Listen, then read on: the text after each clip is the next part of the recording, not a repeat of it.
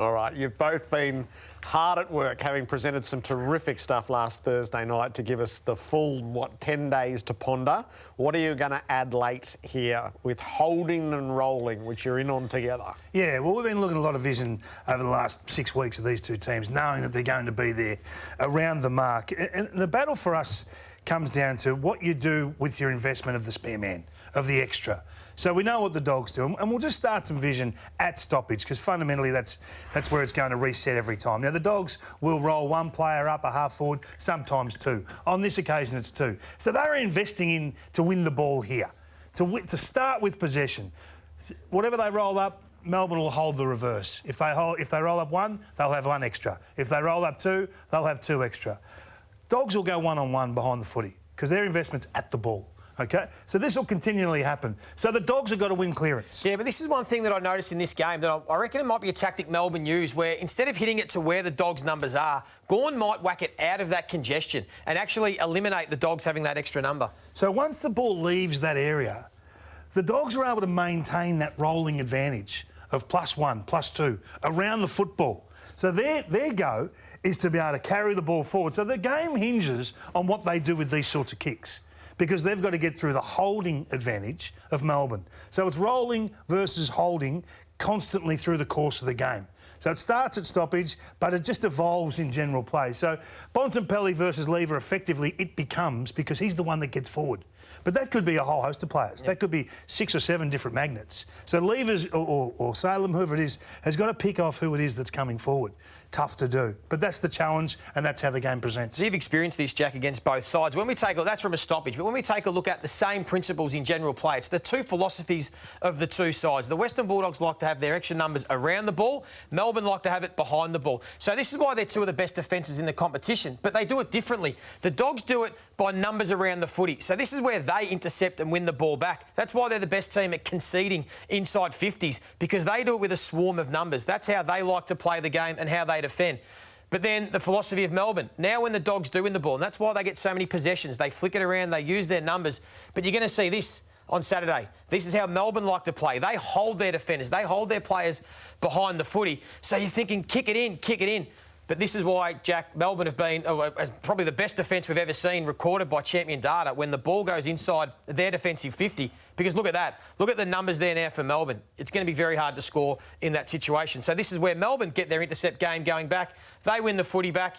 It goes out of bounds. And guess what? We set up. We start all over again, and it's the two principles, the two philosophies going at it. Just watching it on Saturday night, it'd be really interesting to see how the half-forward line of the Bulldogs, where they get the ball. So we see there Hugo Hagan kicks the ball in from probably outside 70.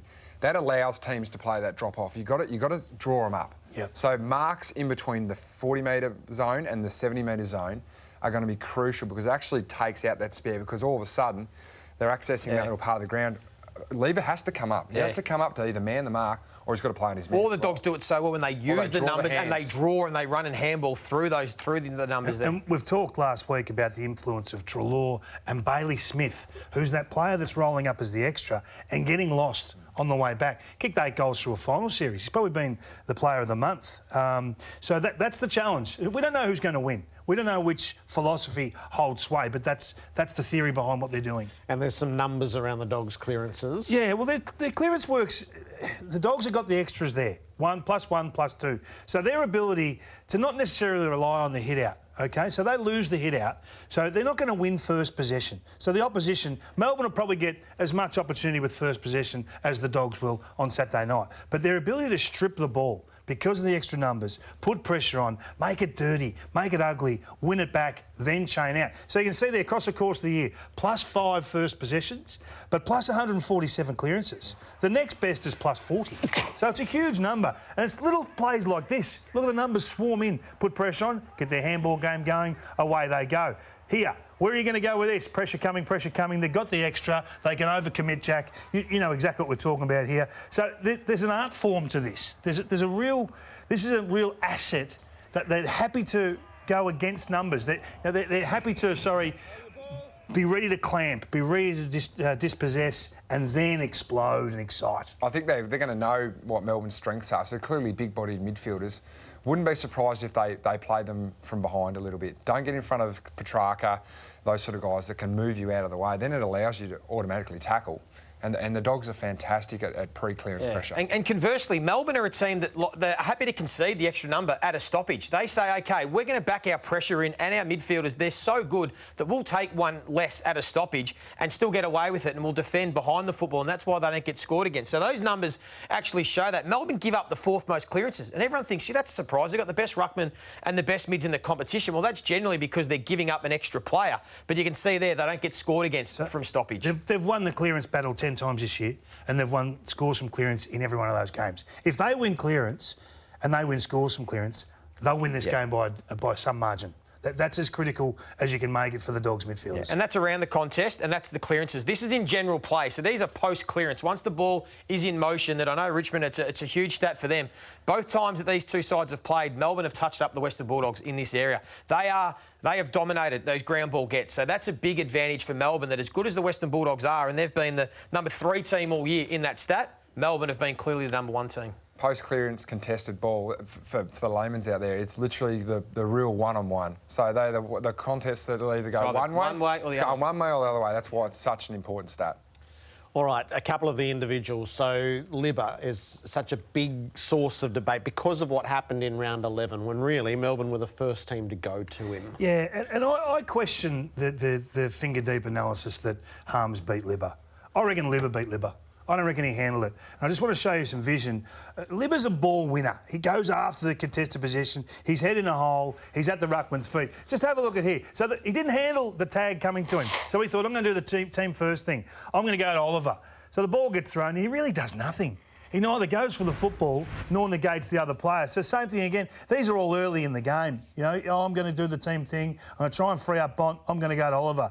He really doesn't have a play either way. So his role is not... This virtually falls exactly where he normally goes to. I mean, what's the point of him picking up a Jordan or those sort of types?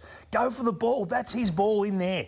Front of the stoppage, ruckman's toes. So I just want Libba to not get consumed by a tag. If it happens, take the compliment and go and hunt the footy and go and be the ball winner. We call him the liberator. He's the one that starts the fire. He sets them free. So we've got to see Libba back to his hunting best. Taking your chances. This is an eternal in grand finals. It is, isn't it? I mean, for as much as we can talk about tactics and game plans and contested possessions, we know finals, and particularly grand finals, are going to come down to taking opportunities and converting half chances. And I mean, we've seen Dustin Martin take grand finals away from opposition by taking half chances and converting. And we highlighted this after this game. We put it on the watch list, Jared. Petrarca had 5 shots at goal in this game when Melbourne lost, and he only converted 1 of them. He's going to get his moments. And this isn't just about him, because we're going to look at the stars for both sides. I mean, he's had 68 shots for goal for the year. Petrarca kicked 27 of them. Bontempelli's had 59 shots at goal for the year, kicked 28 of them. It's going to come down to moments. These superstars, like Dustin Martin have done, are going to have half chances. And if Petrarca can do this and convert them instead of misses, sometimes for all the analysis and all the deep dive of footy, it's going to come down to someone converting and taking their chances, and accuracy is going to play a big part. I've noticed with Petrarca this year, I reckon he's really started to grow into his game, which sounds like a silly thing to say, but the Gawn goal where he ran through and kicked it from 50 was set up because Petrarca didn't blaze away. Those shots there were sort of getting it, hoiking it on the boot and just trying to have a shot, where I reckon he's started to understand that he's not a puppy. He's actually a big bulldog. I say bulldog. He's actually a big dog now. He can actually drive through, and it actually might not be him having the shots. Yeah, he's gotten better as he... It's actually dishing them off and getting it to the next bloke to have a shot, get out in a better position. Oliver's doing the same. That leg drive from stoppage has been a shift, and we talked about it last week. Adam Uze's had a major play in that. Yep. Take us back to one of the earliest pieces in the lab that you did this year, identifying Melbourne's defensive structure and the connectivity that they've got. Well, this is the risk when you people laugh. This is not overly analytical. It's not really. It just shows the buy-in defensively and the team-first nature of the Demons. And it was probably the first time I recognised that this is on a different level. That as soon as they lose possession and they can slow the opposition down, they want to make this quicksand. They want to lock you in down the line, get through Gawn, get through Lever, get through May. That's their trump card. So if the Dogs, who did at times go lateral early in their occasion in the year, if you start going lateral, this is what you end up having to come through.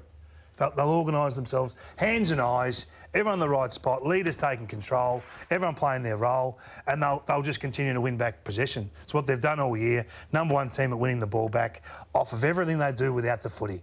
Clearly the best team I've seen without the sharing in their hand. Don't allow you to move the ball. They out-pressure you. I haven't seen a team that's outnumbered at stoppage and outnumbered around the ground as consistently as they are still be number one for pressure. So I think they've just got so many assets that we haven't seen before that I think it's going to take them to glory. So a closing word as we bring the watch list to its climax.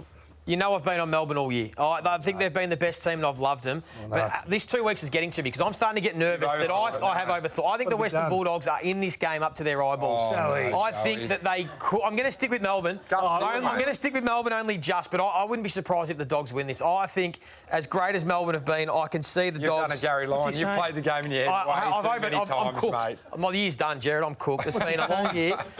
For some reason, I think the Western Bulldogs could cause an upset, but I'm going to stick with Melbourne. Yeah, the bye's sunk, Joey. That's okay. He called me an idiot about 8 times this year for not tipping Melbourne. Now he's... No, it happened to the best of us. I think they'll win still, just. And you? Just. I'm going to get to what Joey really thinks. Melbourne. I think grand finals are not won by small margins. Once these two with opposing theories go head-to-head, one will break the other. Oil and water, you call it.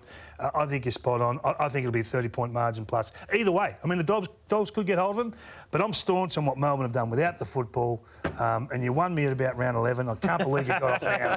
It's unbelievable. Shall we? Shall we? Come on. 5 of the last 10 outsiders have won the grand final. It doesn't. The best team all year doesn't necessarily win on this day. History never repeats, mate. History never repeats.